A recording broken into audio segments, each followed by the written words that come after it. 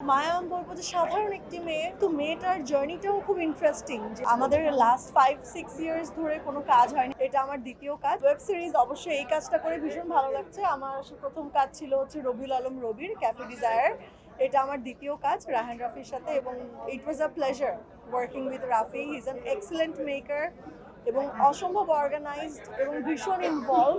আমরা এই কাজটা করতে যাওয়ার অনেক কিছু শিখতে পেরেছি, এবং এই জার্নিটা আমার জন্য মায়া স্পেশালি, মানে মায়া ক্যারেক্টারটা আমার কাছে অলওয়েজ অনেক অনেক স্পেশাল হয়ে থাকবে।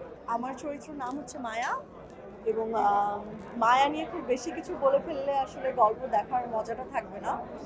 কিন্তু মায়া আমি বলবো যে সাধারণ একটি মেয়ে, এই বাংলাদেশের প্রেক্ষাপটের একটা গল্প, কিন্তু মেয়েটার জার্নিটাও খুব ইন্টারেস্টিং। যে পদে পদে তাকে নিজেকে কীভাবে চেঞ্জ করতে হচ্ছে, এবং তার জীবন যুদ্ধে যেই চ্যালেঞ্জেসগুলো আসছে সেগুলো সে কীভাবে ফেস করছে, এবং আলটিমেটলি যে আসলে এই গল্পে একটা মেসেজ আছে, সেই মেসেজটা আমরা এখনই রিভিল করতে চাই না। এটা আসলে গল্প দেখার পরে আমরা আসলে সেটা নিতে পারছি। আমার মনে হয় অনেকেই এই গল্পের সাথে মিল খুঁজে পাবে, নিজের জীবন থেকে না হলেও তার আশেপাশে কোনো ফ্যামিলি বা পরিচিত কেউ বা কোনো না কোনো একটা অ্যাঙ্গেলে কিছু না কিছু মিল আমি শিওর খুঁজে পাবো।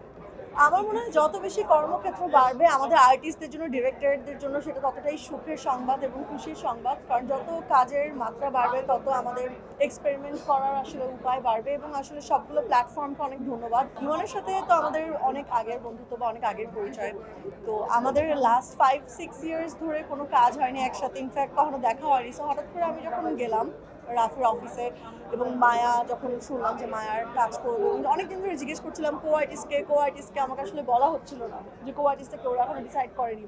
ফাইনালি যখন জানতে পারলাম যে ইমন, আমিও খুব সারপ্রাইজড হয়েছিলাম, but it was A pleasant surprise, এবং ভীষণ ভালো লেগেছে অনেক বছর পরে আবার একসাথে স্ক্রিনে। মনে হয় কি সবচাইতে ওয়াইজ হচ্ছে পেছনের কথা পেছনে ফেলে প্রতিটা দিন নতুন দিন হিসাবে কাউন্ট করে সামনে এগিয়ে যাওয়া। যদি রিগ্রেটস নিয়ে কেউ বসে থাকে তার আসলে লাইফটা অনেকটা সেখানে থেমে যায়।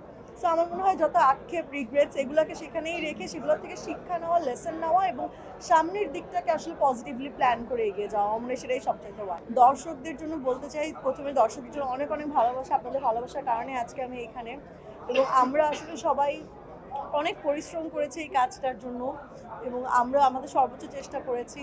আপনাদের সবার কাছে আসলে রিকোয়েস্ট থাকবে আপনারা বিঞ্জ ডাউনলোড করবেন এবং মায়া দেখবেন, এবং অবশ্যই আপনাদের রিয়াকশন আমাদেরকে জানাবেন। এবার ঈদেও কিছু নাটক করলাম, এবং সামনে আমি লোকেশন বেস নাটক করছি।